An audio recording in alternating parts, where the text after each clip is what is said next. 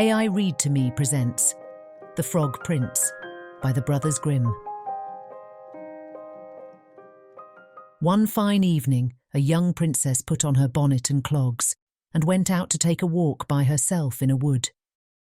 And when she came to a cool spring of water that rose in the midst of it, she sat herself down to rest a while. Now she had a golden ball in her hand, which was her favourite plaything, and she was always tossing it up into the air and catching it again as it fell. After a time, she threw it up so high that she missed catching it as it fell, and the ball bounded away and rolled along upon the ground till at last it fell down into the spring. The princess looked into the spring after her ball, but it was very deep, so deep that she could not see the bottom of it. Then she began to bewail her loss and said, "Alas! If I could only get my ball again, I would give all my fine clothes and jewels, and everything that I have in the world." Whilst she was speaking, a frog put its head out of the water and said, "Princess, why do you weep so bitterly?" "Alas," said she, "what can you do for me, you nasty frog? My golden ball has fallen into the spring." The frog said, "I want not your pearls and jewels and fine clothes.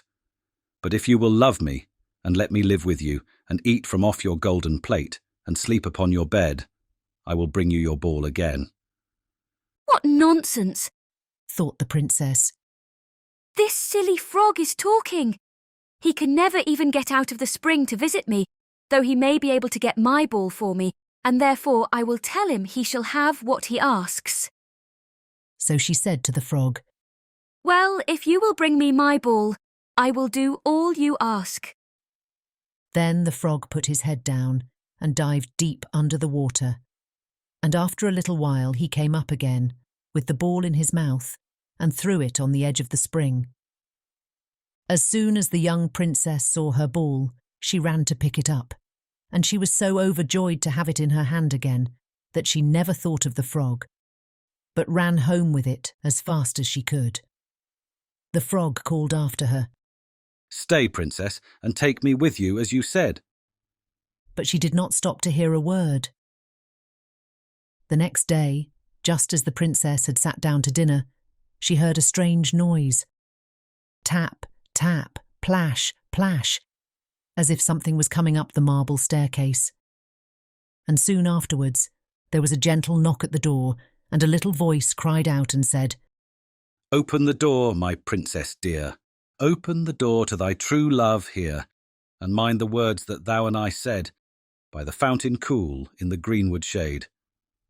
Then the princess ran to the door and opened it, and there she saw the frog, whom she had quite forgotten.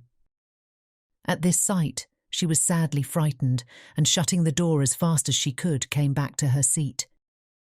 The king, her father, seeing that something had frightened her, asked her what was the matter.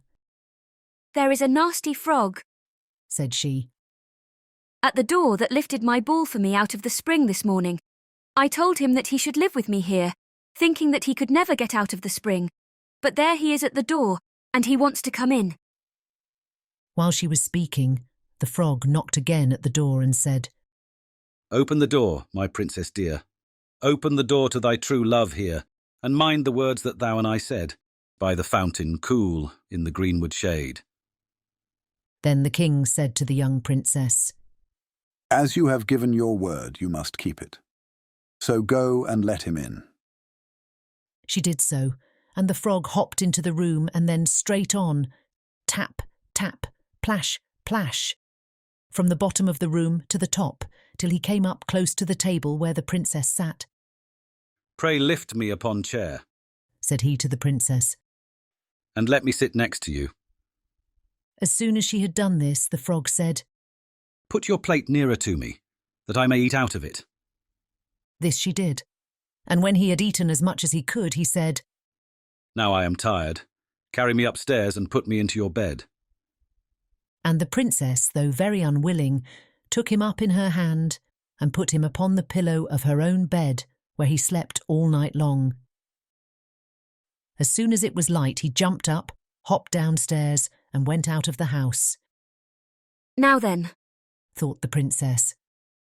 at last he is gone, and I shall be troubled with him no more. But she was mistaken, for when night came again she heard the same tapping at the door, and the frog came once more and said, Open the door, my princess dear. Open the door to thy true love here, and mind the words that thou and I said, by the fountain cool in the greenwood shade. And when the princess opened the door, the frog came in and slept upon her pillow as before, till the morning broke.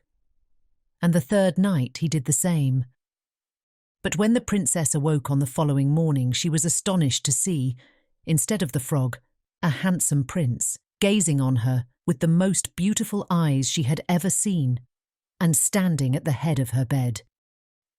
He told her that he had been enchanted by a spiteful fairy who had changed him into a frog, and that he had been fated so to abide till some princess should take him out of the spring and let him eat from her plate and sleep upon her bed for 3 nights. You, said the prince, have broken his cruel charm, and now I have nothing to wish for but that you should go with me into my father's kingdom, where I will marry you and love you as long as you live. The young princess, you may be sure, was not long in saying yes to all this. And as they spoke, a gay coach drove up, with 8 beautiful horses, decked with plumes of feathers and a golden harness. And behind the coach rode the prince's servant, faithful Heinrich, who had bewailed the misfortunes of his dear master during his enchantment so long and so bitterly that his heart had well nigh burst. They then took leave of the king and got into the coach with 8 horses, and all set out full of joy and merriment for the prince's kingdom, which they reached safely. And there they lived happily a great many years. The end. This concludes this reading of The Frog Prince by the Brothers Grimm. If you enjoyed it, please like and subscribe. To request our next book or shop our store, visit aireadtome.com. Thanks for listening.